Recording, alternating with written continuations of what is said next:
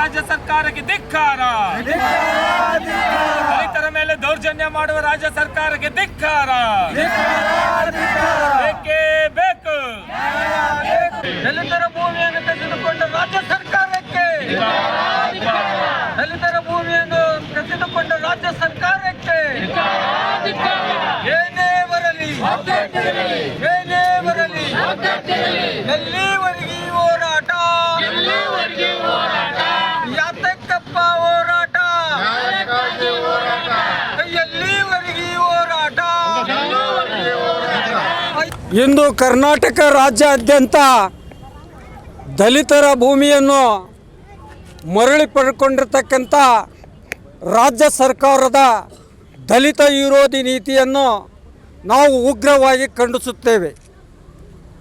ಇವತ್ತ ಏನಾಗೈತಪ್ಪ ಅಂದರೆ ಈ ದೇಶದ ಪರಿಸ್ಥಿತಿ, ದಲಿತರ ಭೂಮಿ ದಲಿತರಿಗೆ ಉಳಿಲಿ ಅಂತಕ್ಕಂಥ ಡಾಕ್ಟರ್ BR ಅಂಬೇಡ್ಕರ್ ಸಾಹೇಬರು ಕೊಟ್ಟಿರ್ತಕ್ಕಂಥ ಸಂವಿಧಾನದ ಅನುಚ್ಛೇದದ ಅಡಿಯಲ್ಲಿ PTCL ಆ್ಯಕ್ಟ್ 1978 ಬಾಬಾ ಜಗಜೀವನರಾವ್ ಅವರು ಉಪಪ್ರಧಾನಮಂತ್ರಿಗಳಾಗಿದ್ದಾಗ 1978ರಲ್ಲಿ ಆ ಕಾಯ್ದೆಯನ್ನು ಜಾರಿಗೆ ತರ್ತಾರೆ.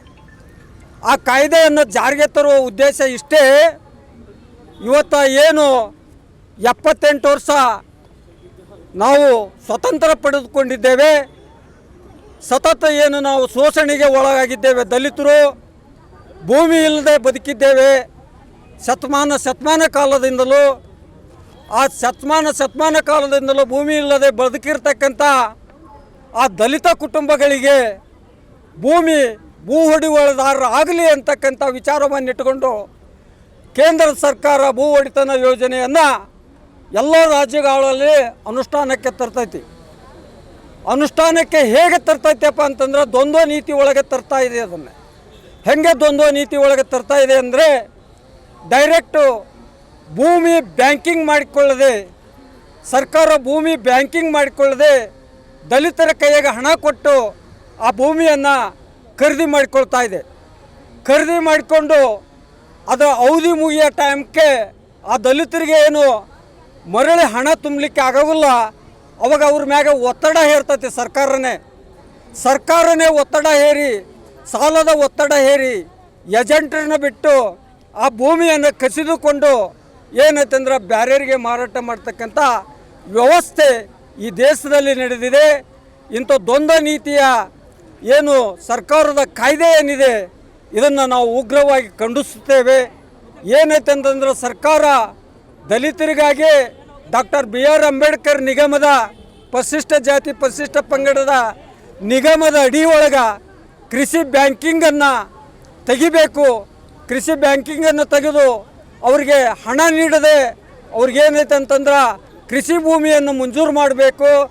ಈಗ ಕಸಿದುಕೊಂಡಿರ್ತಕ್ಕಂಥ ಜಮೀನುಗಳನ್ನು ಆ ಕೃಷಿ ಭೂಮಿಗೆ ಒಳಪಡಿಸಿಕೊಂಡು ಏನೈತಂದ್ರೆ ಈಗ ಅನ್ಯಾಯಕ್ಕೆ ಒಳಗಾಗಿರ್ತಕ್ಕಂಥ, ದೌರ್ಜನ್ಯಕ್ಕೆ ಒಳಗಾಗಿರ್ತಕ್ಕಂಥ, ತುಳಿತಕ್ಕೆ ಒಳಗಾಗಿರ್ತಕ್ಕಂಥ ದಲಿತ ಕುಟುಂಬಗಳಾದ ಕೃಷಿ ಭೂಮಿಯನ್ನು ಮರಳಿ ಕೊಡಬೇಕೆಂದು ಆಗ್ರಹಿಸಿ ನನಗೆ ಇಲ್ಲಿ 2 ಮಾತು ಮಾತಾಡಲಿಕ್ಕೆ ಅನುಕೂಲ ಮಾಡಿಕೊಟ್ಟಿರ್ತಕ್ಕಂಥ ಬಸವರಾಜ್ ಸರ್, ಏನಿದು ಇವತ್ತು ಗದಗ ಜಿಲ್ಲೆಯಿಂದ ಸುಮಾರು ವರ್ಷಗಳಿಂದ ಬಂದು ದಲಿತರ ಭೂಮಿಯನ್ನು ಕಸಿದುಕೊಂಡಿರುವ ವಿರುದ್ಧವಾಗಿ ರಾಜ್ಯ ಸರ್ಕಾರದ ವಿರುದ್ಧವಾಗಿ ಬಸವರಾಜ್ ಅವರು ಆಗ ಅವರ ತಂಡದವರು ಬಂದು ಹೋರಾಟ ಮಾಡ್ತಾ ಇದ್ದಾರೆ.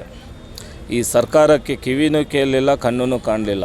ಯಾಕಂದರೆ ದಲಿತರಂದರೆ ಅವರಿಗೆ ದಲಿತರ ಬಗ್ಗೆ ಕಾಳಜಿ ಇಲ್ಲ, ದಲಿತರು ಹೆಂಗೆ ಹೋದರೆ ಏನು ಆ ಥರ ಒಂದು ನಿಟ್ಟಿನಲ್ಲಿದೆ. ಈಗ ಇವತ್ತು ನಮ್ಮ ದಲಿತ ಟೈಗರ್ ಸಂಘಟನೆ ವತಿಯಿಂದ, ರಾಜ್ಯ ಮಟ್ಟದ ವತಿಯಿಂದ ದಲಿತ ಟೈಗರ್ ಸಂಘಟನೆ ರಾಜ್ಯಾಧ್ಯಕ್ಷನಾಗಿ ಈ ಹೋರಾಟಕ್ಕೆ ಸಂಪೂರ್ಣ ನಾನು ಬೆಂಬಲ ಕೊಡ್ತಾಯಿದ್ದೀನಿ.